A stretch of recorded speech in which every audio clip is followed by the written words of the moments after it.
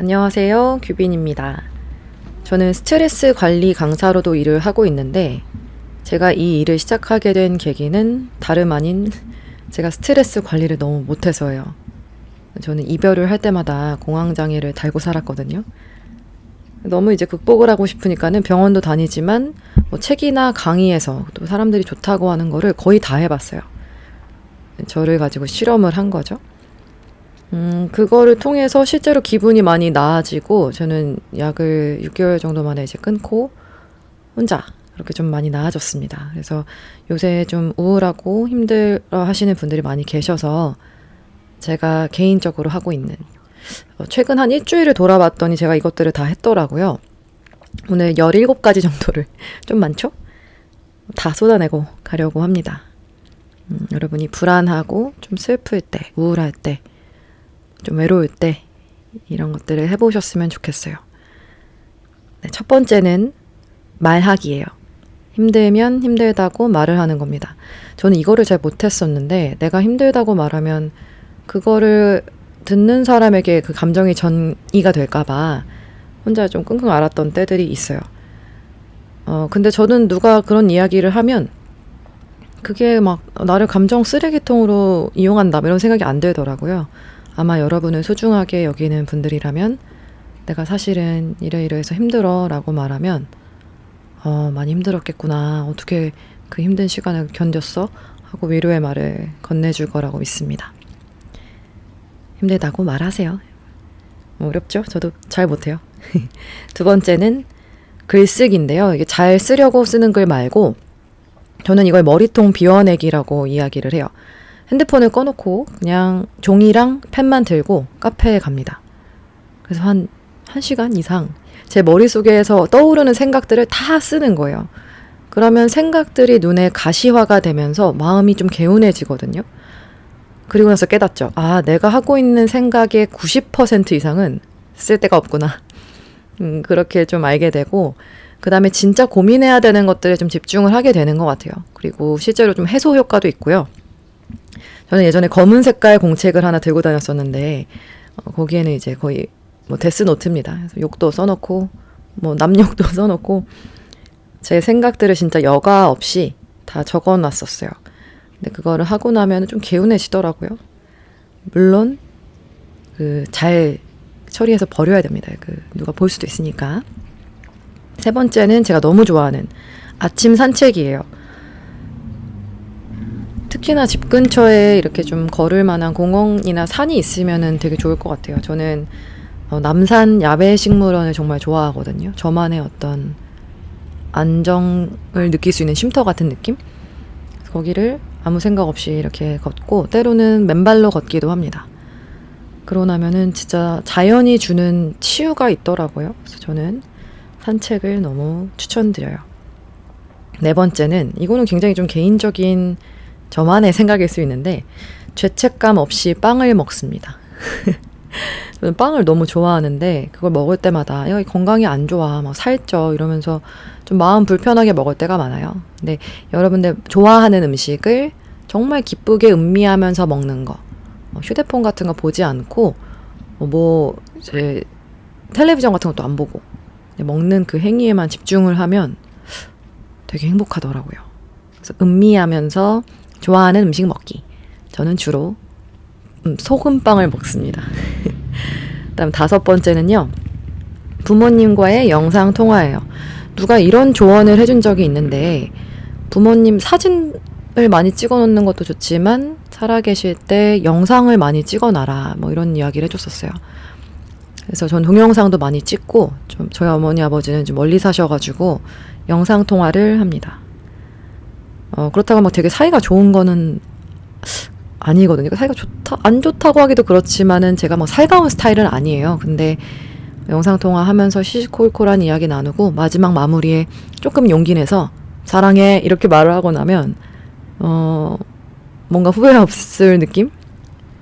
기분이 좋더라고요. 그래서 저는 오그라드는 게 이 세상을 바꾼다라고 굳게 믿는 사람이기 때문에 그런 행위들을 좀 의식적으로 용기 내어서 하는 편입니다. 그러고 나면 되게 살만해져요.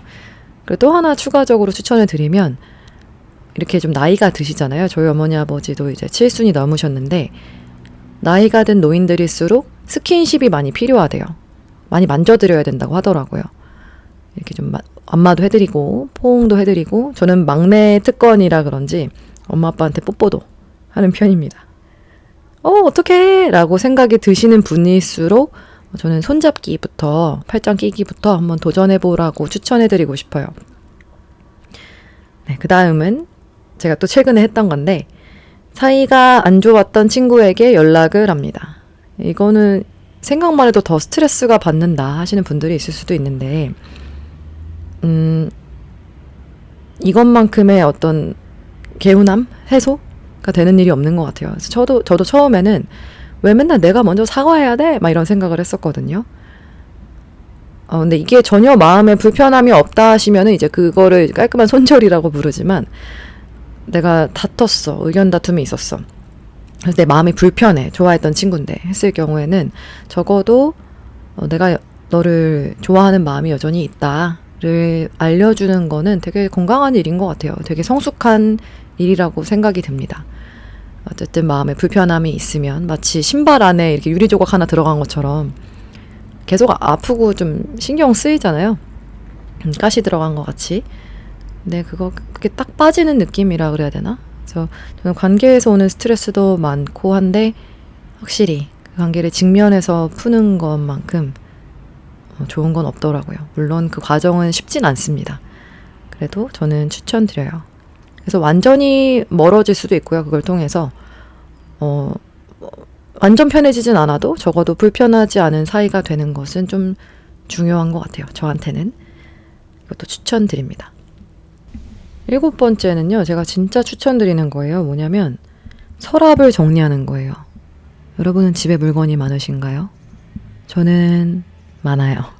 그래서 서랍 안에 물건이 막 뒤죽박죽 되어 있는 거를 볼 때마다 스트레스를 받으면서도 닫아버리면은 그만이잖아요. 얼마 전에도 제가 좀 슬픈 일이 있었어요. 전 국민이 다 슬픈 일이 좀 있었는데 그때 잠을 잘 못 자겠더라고요. 그날 제가 서랍에 있는 물건을 다 꺼내가지고 정리를 했는데 너무 개운하더라고요. 그리고 딴 생각이 잘 안 듭니다. 음악 틀어놓고 그냥 이렇게 하나씩 정리해서 버리고 최고는 뭐냐면 서랍 한 칸을 완전히 다 비워버릴 정도로 물건을 좀 버리는 겁니다. 개운해요. 너무너무 추천드리는 방법 중에 하나입니다. 여기에서 파생된 8번째 방법은요. 팔기예요. 당근마켓이나 아니면 뭐 옷 같은 것들은 아름다운 가게 있잖아요. 거기다 기부를 할 수도 있고 어쨌든 가진 물건의 가짓수를 줄이는 게 굉장히 저의 스트레스의 해소에 도움이 되더라고요. 왜 미니멀리즘 하시는 분들이 그거를 추천해 주시는지 알 것 같아요. 가지고 있는 물건들을 좀 비워내는 거 그리고 더 좋은 거 지금 방금 8번째로 말씀드린 것처럼 팔고 소소한 용돈까지 생기면 기분이 더 좋다. 이렇게 말씀을 드리고 싶고요. 9번째는 줄을 치면서 책을 읽기입니다. 이게 왜 중요하냐면 줄 치면서 책을 읽으면 중요한 부분들이 이제 눈에 딱 들어오잖아요. 내가 좋아했던 부분들. 그러니까 나중에 다시 볼 때도 너무 도움이 되고 훨씬 더 집중이 잘 되는 것 같아요. 책을 읽을 때. 그래서 저는 줄을 쳐서 읽고 반드시 그걸 공유합니다. 제 가족들이나 친구들 그리고 제 학생분들한테 좀 강제로 이제 줄친 부분을 공유를 하고 있고요. 다들 뭐 답장은 없어도 좋아하시는 것 같아요. 그래서 어쨌든 줄치면서 집중해서 책을 읽는 거. 어쨌든 다른 생각을 안 하게 되기 때문에 스트레스 지수가 내려가는 것 같습니다. 실제로 그 세로토닌 하라라는 이시영 박사님, 서울대학교에서 50년 이상 그 뇌 행복 이런 것만 연구하신 분이 계신데 그분이 말씀하시기를 행복 호르몬이라는 건요. 우리가 감사를 하거나 감동을 하거나 뭔가 이렇게 감탄하고 음악을 감상하거나 그림을 보거나 책을 읽을 때 많이 분비가 된다고 해요. 그러니까 밑줄 치면서 책을 읽는 행위가 굉장히 그 뇌에 좋은 영향을 준다. 이렇게 말씀을 드릴 수 있을 것 같습니다. 네, 10번째는요. 산에 가서 나뭇잎 뒤통수 보기예요.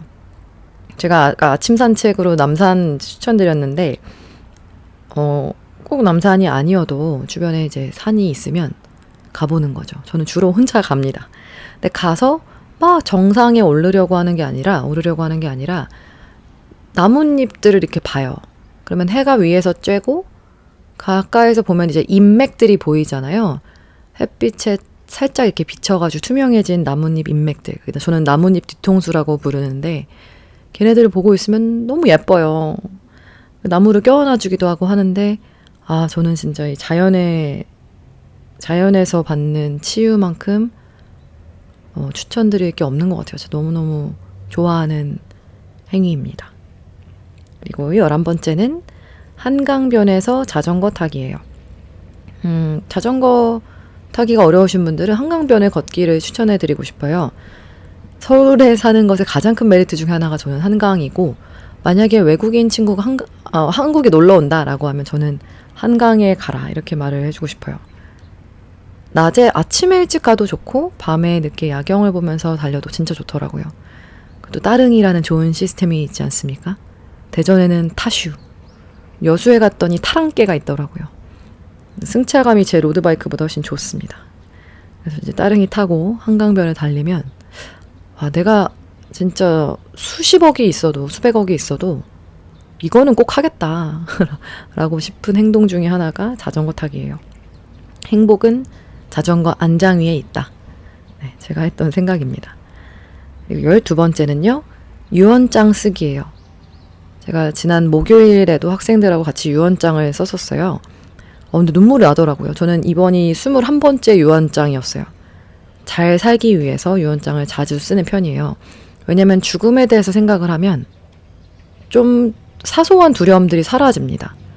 내가 이걸 할까 말까, 할 수 있을까 이렇게 용기가 안 나던 행위들인데 유언장을 쓰고 나면 내가 맞아 언제 죽을지 모르지, 내가 진짜 소중한 사람들은 이 사람들이었지, 내가 진짜 하고 싶었던 것들은 이런 것들이었지 라는 걸 좀 명확하게 알 수 있는 것 같아요. 제가 이런 이야기를 이제 강의 때 하면 어떤 분들은 죽는다는 게 너무 이상적이라고 하시더라고요. 그러니까 있지 않을 비현실적인 일이다 이렇게 말씀을 하시는데 저는 이것만큼의 현실이 없고 팩트가 없다라고 생각을 해요. 저는 자주 죽음에 대해서 생각을 합니다. 이게 막 죽으려고 하는 게 아니라 너무 잘 살고 싶어서요. 저는 유언장 쓰기 너무너무 추천드려요. 그리고 더 좋은 거는 유언장을 써서 읽는 겁니다. 내가 사랑하는 사람한테. 저도 아직 못 해봤어요. 근데 학생들끼리 쓰면은 이제 서로 낭독을 하기도 하거든요. 그럼 막 눈물도 나고 하는데 인생에 진짜 중요한 게 뭘까? 잘 모르겠을 때는 저는 꼭 유언장을 씁니다. 자주 쓸수록 좋은 것 같아요. 그 다음에 13번째는요. 나에게 보내는 카톡이에요. 저는 긴장을 좀 자주 하는 편이어가지고 큰 일이 있을 때 미팅이나 뭐 강의 같은 거 하기 전에 아직도 되게 많이 떨리거든요. 그럴 때 저에게 보내는 카톡을 딱 열어가지고 규빈아, 나는 네가 얼마나 열심히 했는지 알고 있어. 이거 좀 못한다고 네 인생 끝나는 거 아니다. 나는 이미 네가 너무 충분해. 뭐 이런 따뜻한 내용들을 저한테 막 써놔요. 그러면 이미 충만해진 느낌이 들고 이게 내가 잘해내고 못해내고와 상관없이 내가 나를 사랑하는 게 더 중요하지 라는 생각 때문에 좀 별일이 아니게 됩니다. 저는 되게 좋아해요. 저에게 보내는 카톡. 보면은 엄청 규빈아 고마워, 미안해 막 이런 카톡들이 많이 와 있어요. 제 스스로에게 보낸 카톡에. 근데 그거를 보면은 실제로 힘이 나더라고요. 그냥 생각만 하는 것보다 말로 하는 것도 좋고 그보다 더 좋은 거는 기록으로 남겨놓는 거. 이렇게 녹음해놔도 좋고요. 나에게 보내는 카톡에 남겨놓는 것도 추천드립니다. 그 다음 14번째는요. 누군가에게 이유 없는 꽃 선물을 하는 거예요. 저는 이제 주로 학생분들한테 많이 하긴 하는데 꽃을 산다는 행위는 저는 되게 숭고하다고 여기거든요. 시들잖아요, 꽃은. 근데 네가 그걸 받고 좋아할 5초를 위해 고르고 돈을 쓰고 시간을 쓰고 설레는 마음으로 그걸 내 품에 안긴다라는 그 행위가 너무 아름답지 않아요? 저는 그 생각을 하면은 너무 또 꽃 주고 받는 행위가 아름답게 생각이 되는데 자기를 위해서 사는 것도 좋고요. 사서 아무나도 아닌 사람한테 그냥 오늘 친구랑 약속 있는데 건네보는 겁니다. 그러면 그분이 얼마나 놀라겠어요. "헉, 웬 꽃이야?" 하면서 이제 분명히 좋아할 텐데, 사람은 나를 위한 행위도 되게 기쁘지만 의외로 타인을 위해서 어떤 행위를 했을 때 오는 기쁨이 크더라고요. 그래서 힘들 때 저는 오히려 주변 사람들한테 응원한다, 뭐 아니면 사랑한다, 고맙다 이런 표현을 하게 되는 것 같아요. 저를 위한 행위죠. 사실은 이기적인 행위입니다. 이기적인 응원이죠. 이기적인 사랑의 표현이고요. 근데 누군가를 위해서, 인간의 전 좋아하는 본성 중에 하나가 그건 것 같아요. 그래서 좋은 게 있으면 공유하려고 하고, 야 여기 맛있다 너도 가봐 뭐 이런 거나, 아니면 서로 힘을 주고 싶어 한다라는 거, 누군가에게 도움이 되고 싶어 한다라는 거, 전 이게 인간에게 있는 본능 중에 하나라고, 본성 중에 하나라고 믿습니다. 여러분 한번 누군가를 이유 없이 도와줘 보세요. 이유 없이 기쁘게 한번 해보세요. 아침에 눈 뜰 때 좀 기분이 안 좋거나 일진이 사납다 뭐 이런 생각이 들 때 한 놈만 걸려봐라 뭐 우리 이러잖아요. 내가 오늘 뭐 승질 한번 내겠다. 근데 그거에 관점을 좀 바꿔보는 거죠. 한 명만 걸려봐라. 아주 내가 오늘 확실하게 행복하게 만들어주고 말겠어. 제가 이런 마음을 가지고 하루를 시작하면 그날 하루가 저한테 더 선물같이 다가오더라고요. 그래서 이유 없이 꽃 선물하기, 크게는 그렇고 누군가에게 이유 없이 따뜻한 말 한마디 건네는 거까지도 포함을 합니다. 네, 15번째, 이것도 좀 비슷한데요. 사랑하는 사람한테 감사 편지를 쓰는 거예요. 뭐 카톡을 보낼 수도 있겠지만은 저는 편지를 써보는 것도 추천드립니다. 진짜 느낌이 달라요. 손글씨를 쓴다라는 거. 사랑하는 사람한테, 내가 힘들 때 여러분 하실 행동이라는 거죠. 이게 내가 힘드니까 나를 위해 하는 행동이 많을 것 같았는데, 저도 돌아보니까 다른 사람들에게 어떤 표현을 하고 다시 그 사람들한테 그만큼의 사랑을 돌려받거든요, 반드시. 저는 이게 굉장히 의미 있는 행동이라고 생각을 해요. 우리는 표현에 인색하잖아요. 저도 그런데 그걸 한번 의식적으로 해보는 거죠. 나를 위해서요. 모두를 위해서요. 그리고 16번째는요. 껴안기입니다. 고양이나 강아지 키우시는 분들은 아마 이제 내 강아지, 우리 고양이 껴안아도 아마 힐링이 된다라는 느낌을 많이 받으실 거예요. 그래서 강아지도 그렇고 사람도 그렇습니다. 예전에 제가 어디서 들은 건데 원숭이들을 가지고 실험을 했대요. 예전에 어떤 원숭이들은 밥만 주고 어떤 원숭이들은 이렇게 포근하게 보금자리를 만들어줬었는데 그 어떤 온기, 포근함을 느끼지 못한 원숭이 애기들이죠. 갓 태어난 걔네들이 죽었대요. 그래서 얼마나 우리에게 스킨십, 이 포옹이라는 행위가 중요한지를 다시 알 수 있는 그런 실험이었던 것 같습니다. 그래서 여러분 누군가를 만나면, 사랑하는 사람을 만나면 토닥토닥 이렇게 하면 등도 두드려 주시고 어깨도 쓰담쓰담, 머리도 쓰담쓰담. 저는 껴안는 걸 너무 좋아해요. 그래서 제 학생들 만나면은 반가워 하면서 고마워, 사랑해, 지지해 이렇게 말하면서 껴안아주는 걸 좋아하거든요. 그러면 이것도 저를 위한 행위죠. 제가 제일 행복해지니까. 그래서 많이 껴안기입니다. 그래서 가족들끼리는 이런 게 좀 더 손발이 오그라드는데 한번 해보는 거죠. 술이라도 드시고 한번 용기를 내보는 겁니다. 우리 어렸을 때는 많이 껴안잖아요. 엄마 아빠 껴안고 하는데 나이 들수록 괜히 나는 이제 컸으니까 라고 안 하게 되는 것 같아요. 근데 제가 저희 어머니 아버지 밀양 사시는데 밀양에 내려갔을 때 엄마를 누워가지고 죽부인처럼 끌어안았던 적이 있어요. 근데 엄마가 너무너무 좋아하셨던, 아유 얘가 징그럽게 왜 그래 하면서 너무 좋아하셨던 기억이 나요. 또 뵈면은 제가 꼭 껴안아 드려야겠어요. 네, 그리고 마지막은 식물에 물 주기입니다.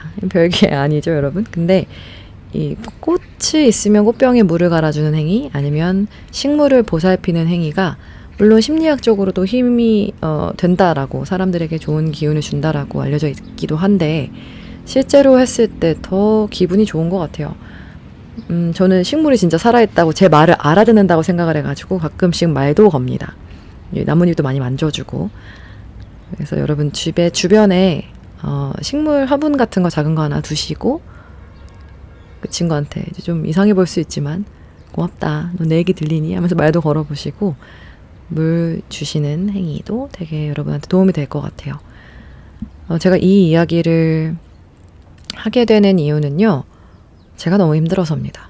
자기 스스로 리마인드를 하기 위해서이기도 하고, 제 주변에 혹시 우울하신 분들이 계시면 우리가 알아도 하지 않게 되잖아요. 이런 것들.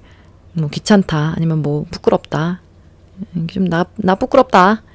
근데 그렇게 생각이 들수록 그냥 한번 용기를 내보시는 건 어떨까라는 생각이 들어요. 제가 About Time이라는 영화를 되게 좋아하는데 거기서 이런 장면이 나와요. 제가 그 장면만 한 50번도 넘게 본 것 같아요. 주인공이 시간 여행을 할 수 있잖아요. 근데 거기서 똑같은 평범한 하루를 2번 살아요, 이 사람이. 그래서 첫날은 막 긴장하면서 막 화내면서 보내고, 똑같은 날을 2번째 보낼 때에는 좀 긴장감을 내려둔 상태로 주변 사람들 표정을 살피면서 조금 더 반응하면서 감동하고 감탄하면서 그날 하루를 보냅니다. 근데 그렇게 하니까 어떤 일이 생기냐면 본인도 행복해지지만 주변 사람들 표정이 달라져요. 내가 기분 좋아서 이제 편의점 일하시는 분한테 인사를 딱 건네니까 그 사람 미소가 딱 보이고, 내가 감사를 막 더 신남과 함께 막 표현하니까 주변 사람들도 같이 서로 끌어안고 막 더 많이 표현하는 그런 분위기가 형성이 되더라고요. 그래서 여러분의 스트레스를 관리해야만 하는 이유는, 불안과 슬픔을 좀 잠재워야 하는 이유는 여러분 스스로를 위해서이기도 하지만 우리가 사랑하는 사람들에게 그것들을 전가하지 않기 위해서, 그리고 그 사람들을 조금이나마 더 행복하게 해주기 위해서 꼭 필요한 것 같습니다. 여러분 힘드시죠? 이거를 지금 찾아서 듣고 계신다라는 거는 마음이 좀 힘들 확률이 높다라고 생각을 하는데, 혼자가 아니에요. 저도 힘들 때 많은데 조금이라도 이 내용이 도움이 되셨으면 좋겠습니다. 감사합니다.